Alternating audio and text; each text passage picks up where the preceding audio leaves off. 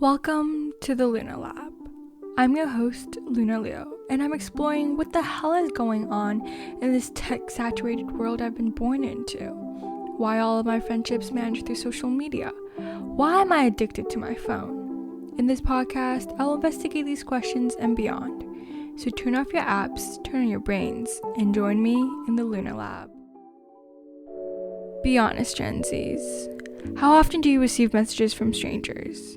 In other words, how often does someone slip into your DMs? And when they do, what do you feel? Honestly, most of my peers find it funny when they receive messages, and some decide to post about them on their private stories. I, for one, haven't had strangers slide into my DMs for a while, so I've asked one of my peers who receives a lot of these messages about her experience. How often do you have strangers messaging you? Quite a bit. Have you ever replied to them? Yeah, I have. What are some examples of DMs that you've received, and what did you reply? There's a lot of guys asking for Snap, sugar daddy requests. People just going weird people going like I don't reply to a lot of them, or like spam bots. They're like, oh, sorry, like meant to send to someone else. Anyway, send this guy sponsorship. I don't reply to any of those. Yeah, I don't know, just people hitting me up. To explore this further, I did a survey at my all-girls school in Vancouver, BC. It revealed that 55.6% of us are receiving these kind of messages. What kind of messages exactly? Well, let me read to you the responses from a survey I sent out to my classmates regarding DMs they've received. Do you want a sugar daddy? Hitting me up and sending me eggplant emojis, weird pickup lines and sugar daddy offers, inappropriate photos of their body parts, and etc.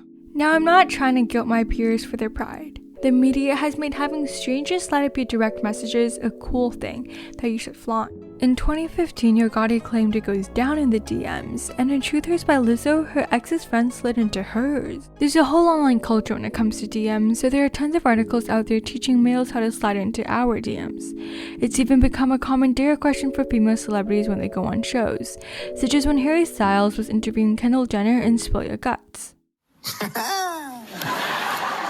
Okay, who is the most surprising celeb to ever slide into your DMs?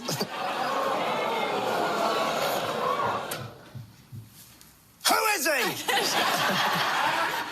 Whether it's pressure or bragging rights, there's pressure out there to share these kinds of DMs. Through my survey, it shows that 70.4% of us have shared our DMs with others. Sometimes it's because we were pressured into it, and other times because we simply felt a sense of pride and thought it was funny. Additionally, there seems to be a correlation, if not a causation, between us posting risque pics where we wear tight clothing or show skin, followed by a surge of attention in the form of DMs.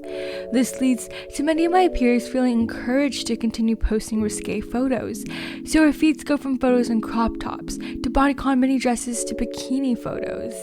According to my survey, 59.3% of us feel obliged to comment on each other's posts, but amidst our friends' comments, they are almost complete strangers who took the time to slow down their scrolls, comment something, and message me something.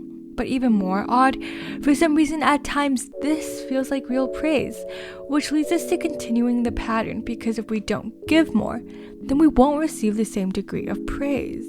But is there an end to this? It goes from photos to videos and moves on to other platforms.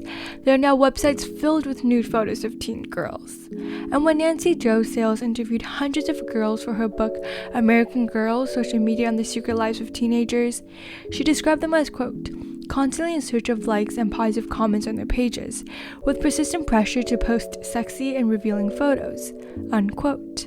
And according to Pew Research Center, girls with depression increased by 66% between 2007 and 2017, while boys only increased by 44%. And according to the World Health Organization, 1 in 6 people aged 10 to 19 have depression. If you've listened this far, chances are you're probably hoping I have a solution to offer. Well, I'm sorry, I don't. This has become my normal. Today, parents won't let their kids walk home from school because they're afraid of some guy in a van will pull up offering us candy. But like home phones, that predator is so 90s. The new guy to worry about is right in our homes, in our own hands for 4 to 6 hours a day, and he wants to know, hey, do you want a sugar daddy?